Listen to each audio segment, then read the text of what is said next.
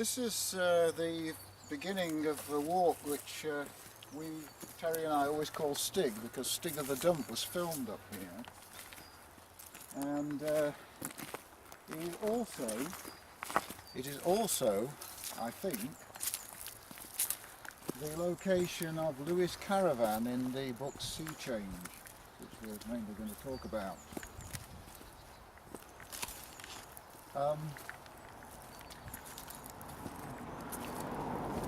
Sea Change is largely a true story. I was, just to take you back a little bit, I was horribly bullied at Monday Street Boys School in 1957, and I was rescued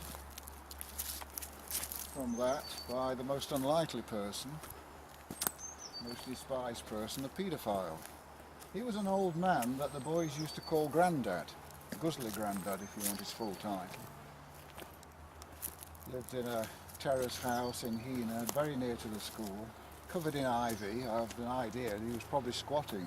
It was derelict. But anyway, Grandad rescued me by simply using the power he had over the boys that visited him. I was procured, together with several other boys, to be used.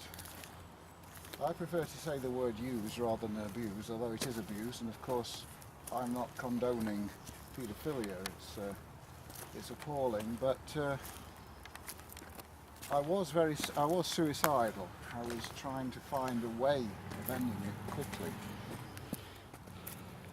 and I couldn't. Obviously, a boy of 12, wasn't sure how to do it at all. I thought about jumping out of the bedroom window, but that was very dodgy. And even though I was only 12, I knew that if it was going to be done, it had to be done successfully. Well, I told this to this old man. We had various sessions. He didn't do much. When I talk about sexually, it was basically fondling, that was about all. So I always say I've been lucky in my paedophiles in that they were not that bad as paedophiles go. But it could have been otherwise, I know that. Anyway, one of his mates lived in this quarry, which we're coming to now. He was called Old Louie. I heard a lot of talk about Old Louie. He's supposed to have had a caravan somewhere in this place. I should think that all these years on, we're talking about 50 years. I'm 70 and very nearly 70, and I was 12 then. So whatever caravan there might have been has long since deteriorated.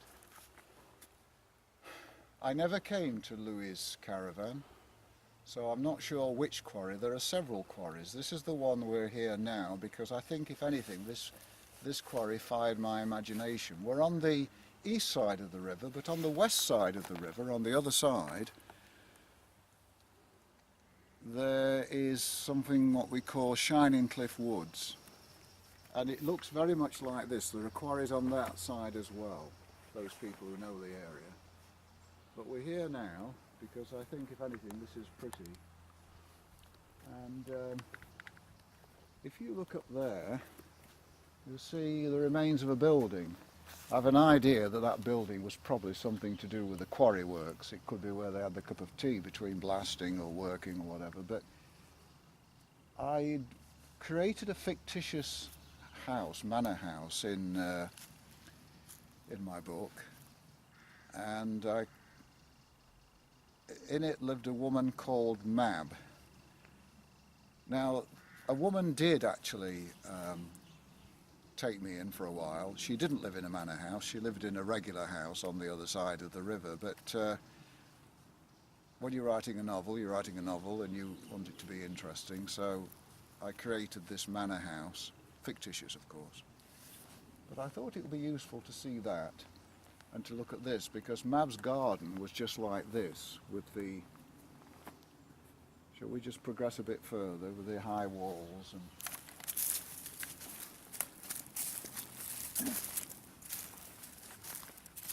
You're fortunate in that the mud isn't as bad as it usually is now.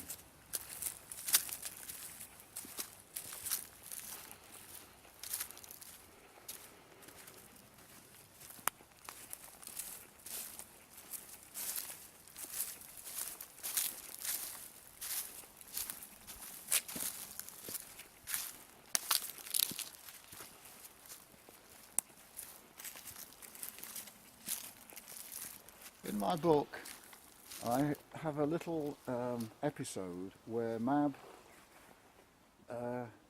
finds Simeon looking at her garden, which is like this, and she said, it's no use struggling to make sense of it. You won't make sense because it's an optical illusion.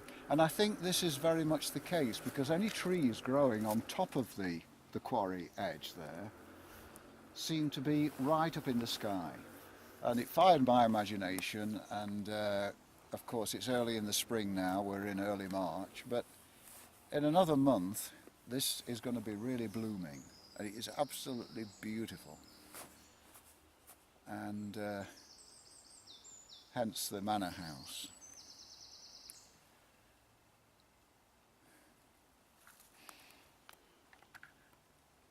Well, anyway, you're probably wondering, how do we get from Monday Street Boys School to the manor house here? Well, what happened was that Grandad, first he had to protect me. He decided to do that. He was kind of him to do it, but of course on the other hand, if you think about it, he doesn't want a traumatised boy who, if he's nabbed by the police, was going to tell all. So he tried to be kind to me anyway. I think the man genuinely felt very sorry for me, he really did. You know, when he heard about my suicide, he sort of said in his Derbyshire guttural coal mining accent, "Oh, I shouldn't have done that. Dead lad can do naught. A live lad can do something." And I often think about that when I've done my campaigning, letter writing to the press, and also the various novels which campaign for gay rights. I think that, yes, now that I can do something. But I wanted desperately to get away from my parents, because you see, I was the family shame. I didn't play football. To not like football in Hena in those days was tantamount to saying you were a right pansy. You couldn't kick a ball. I can hear my dad saying it now. He couldn't kick a ball. He was very ashamed of me. And my mother, I'm afraid, was not as sympathetic as she should have been.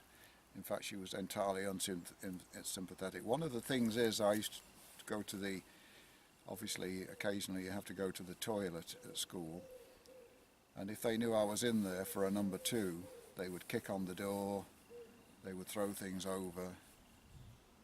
It's terrible to be in a small space when people kick loudly at the door, and I was horrified. Naturally, I'd stop going to the toilet, and a few times I messed my trousers, and whenever that happened and I present myself to my mother, I can see it now. "You make work for me." That was her response. And I'm afraid they disliked me intensely. I was deeply... and I wouldn't fight. That was the thing. I couldn't fight. And what I used to do is just retract inside myself. So when I got into Grandad's little erotic family, because he had 2 younger boys, I call them Monks and Muckles, they would be about 8 and 10, and I was 12, I wanted to live with Grandad. I pleaded with him, I begged him, and that way I wouldn't have to go to school, because they didn't go to school, and the reason they didn't go to school, as Grandad explained, he said, "Oh, the feral. There was no record of them at all. They didn't know how old they were." I said they were about 8 and 10. So he said that he couldn't have me, Well, what he said was, he said, go to Louie's caravan. Now this was in the December of 1957. It was winter. It was a hard winter, and the idea was that I should go to Louie's caravan, and the only way I could get there would be to walk there. In those days, car ownership was very rare, and Grandad didn't want me travelling on public transport. But anyway, the point is that a day was decided when I would go. In fact, it was early January.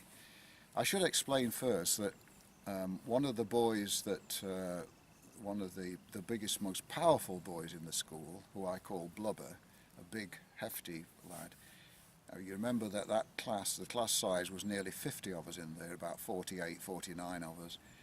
And the age range was from 12 to 14, so a well-developed 14-year-old would seem like an 18 or 19-year-old. And when this Blubber came to Grandad to be serviced, Grandad, mainly it was oral sex with him, and he took his teeth out and all that. But,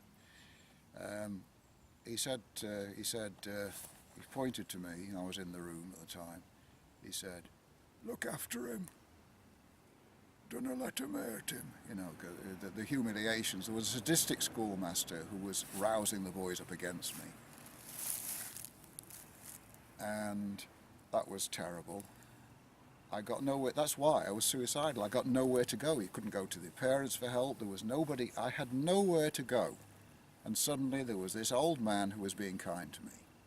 That is why I say that I would prefer to say I was used rather than abused, because I welcomed being in that situation. Oh, disgusting and dirty. I was repelled at first. I don't think it's done me any harm, except that now I do tend to gravitate towards older men in terms of sexual activity. I've never been very interested in young men. And I think that is something to do with what we call imprinting. I was imprinted in that way. I think the technical word for a person who tends to feel more comfortable with an older man is a gerontophile. I will say that I am quite undamaged in the sense that I, like every other gay man, when I look around and I look at young men. I'm attracted towards young men, actually. I'm not attracted towards older men at all. But I know that I'm more comfortable with them, and so therefore I've never put a lot of time into chicken chasing as some gay men are. Not all.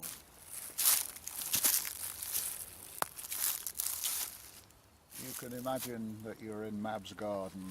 Those of you who've read the book will know what I'm talking about. So let's just go back to Grandad and his erotic family, where I was very happy to be with him and the two boys. The two boys were quite all right with me. There was no jealousy or anything like that. It was a very happy situation.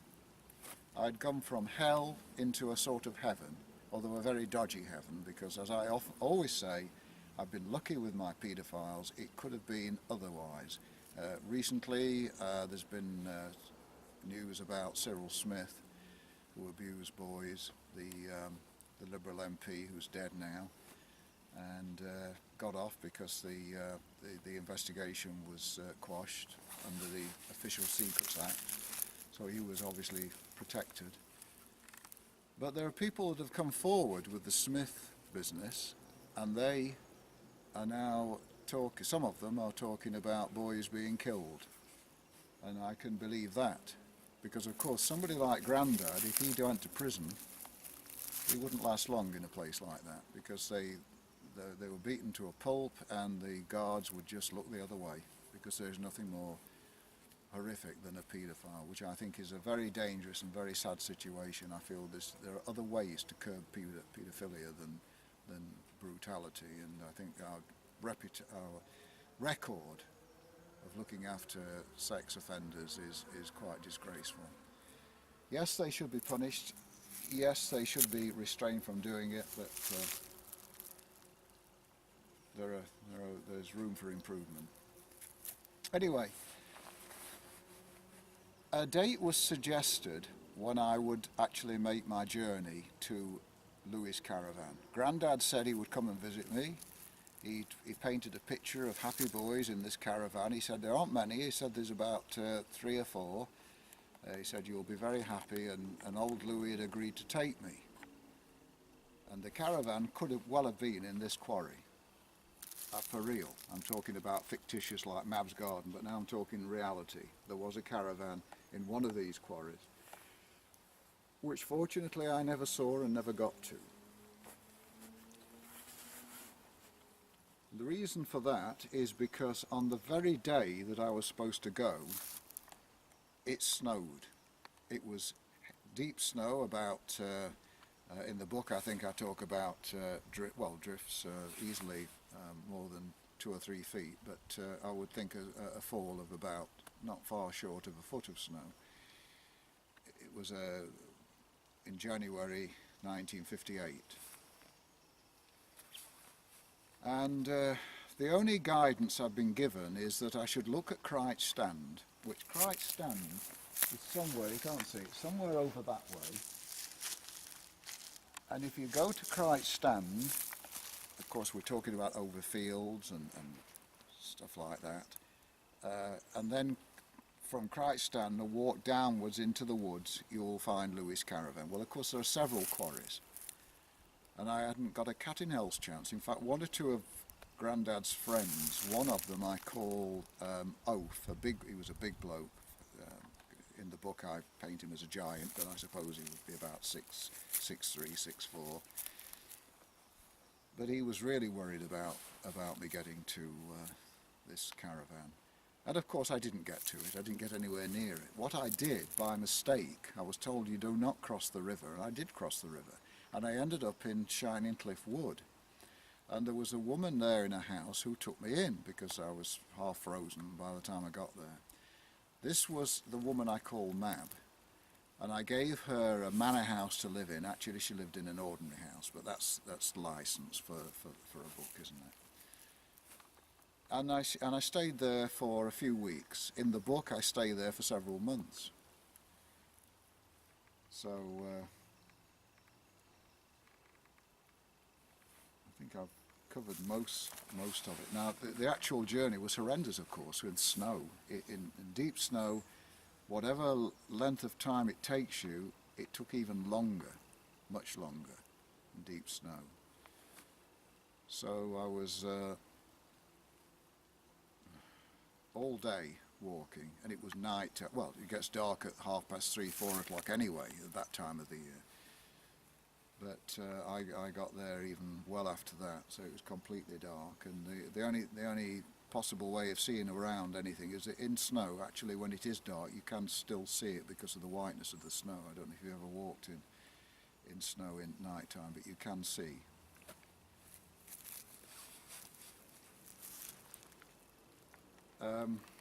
In the book, I say that I was taken from Mab's. I was kidnapped when I was doing an errand for Mab, going to Matlock, by this oaf who had a car, and at that time Blubber was with him.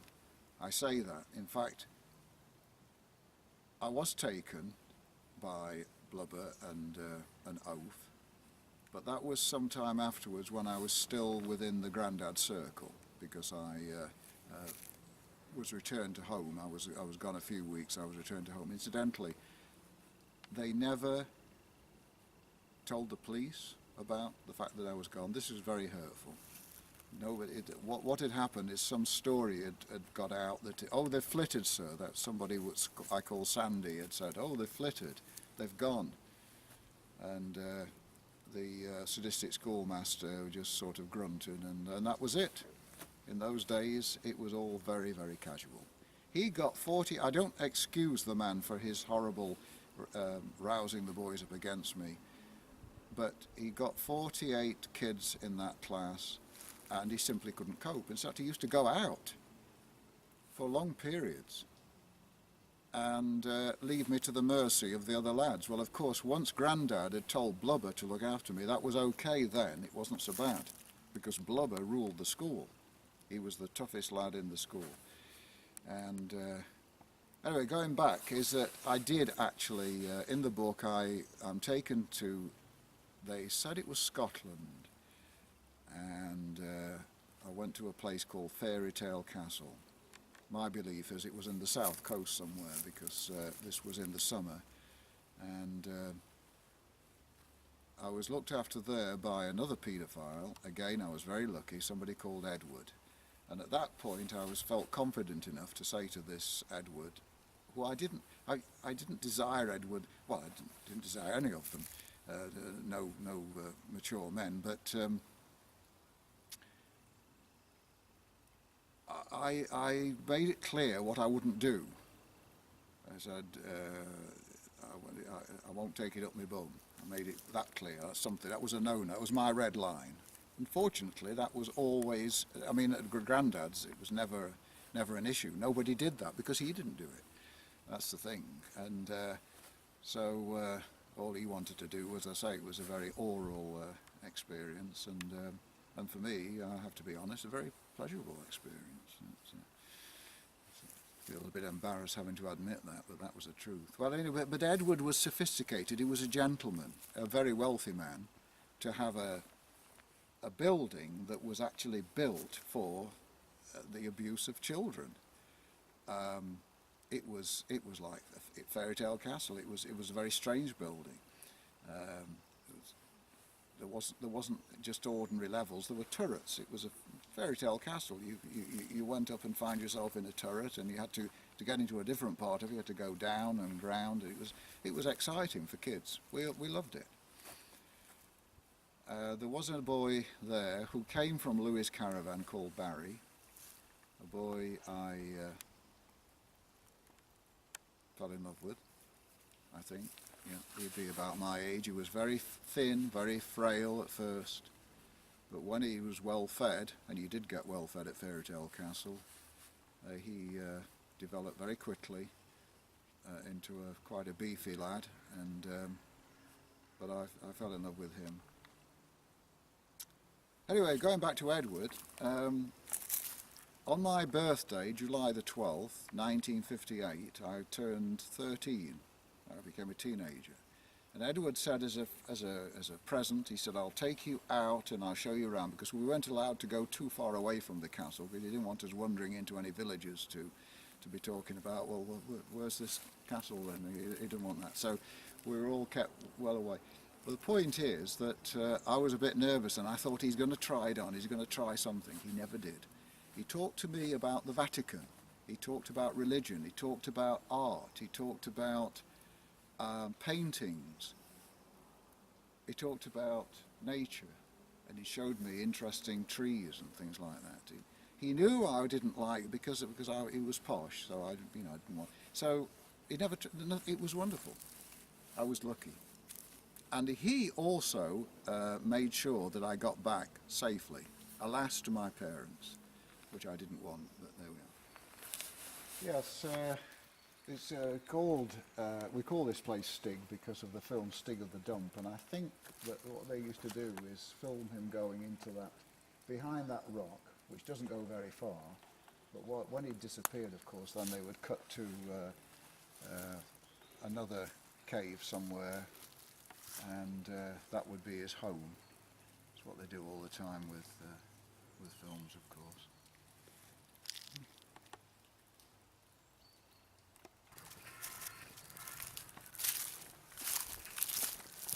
Right, we're going to have a look at the building which inspired me to give my lady friend, this is the woman that took me in for a while, Mab, I call her. Mab, it's from Queen Mab of in Romeo and Juliet.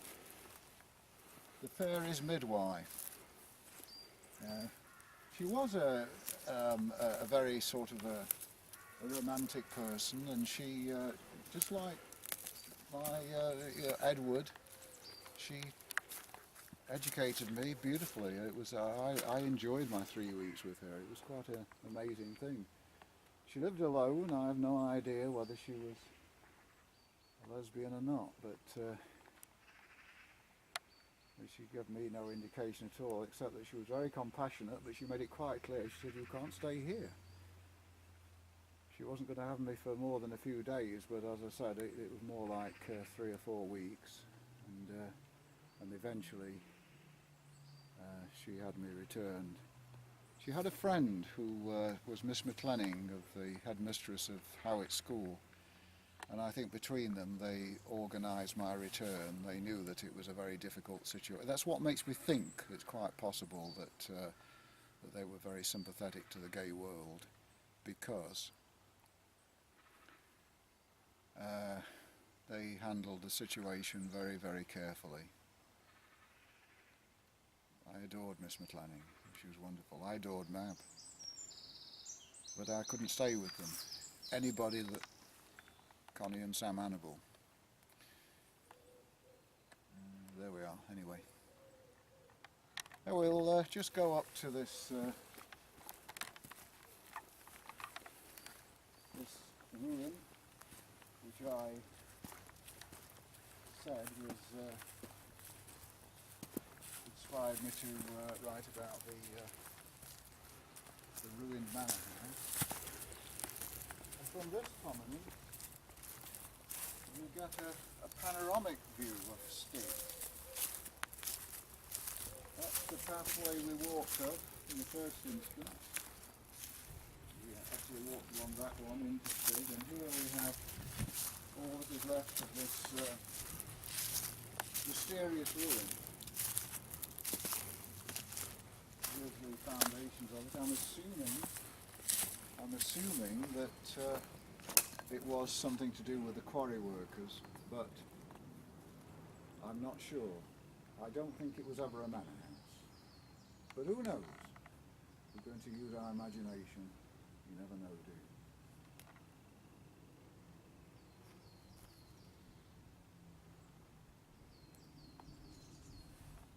The Kingdom of Queen Mab.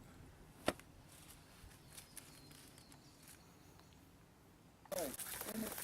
In the book, Simeon is awoken one night by a sound of what he thinks is a creature in distress. It's very distressing, and he's a sensitive creature, is Simeon, as well as me, so I know his sensitivity exactly like me.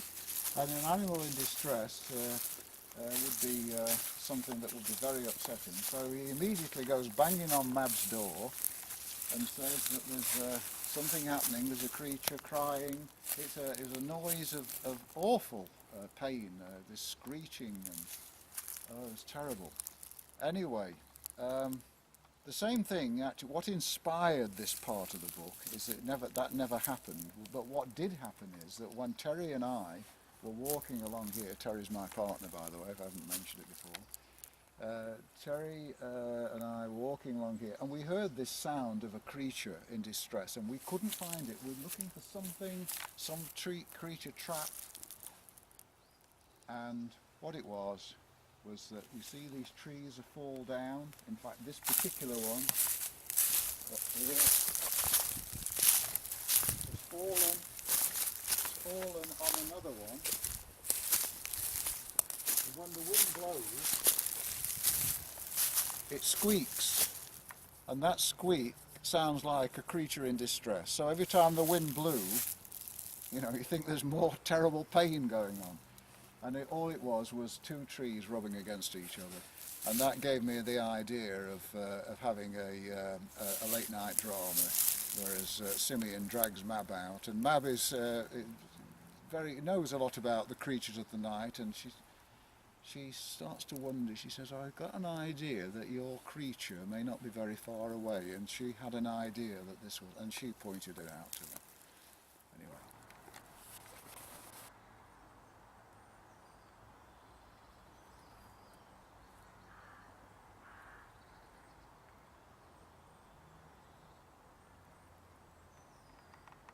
And as you can see, a lot of these trees, look over there, you see they fall down, they die of old age, and that's That's why they sometimes chafe and rub against each other and make strange noises. I like to see trees when they die. I like to think that they die like that, they just fall over. I get very distressed when healthy trees are cut down for no good reason. So, one of the Duke's quarries, the proper name of this is the Duke's Quarries, after the Duke of Devonshire, of course, who owns, or did own this land, I presume he still does.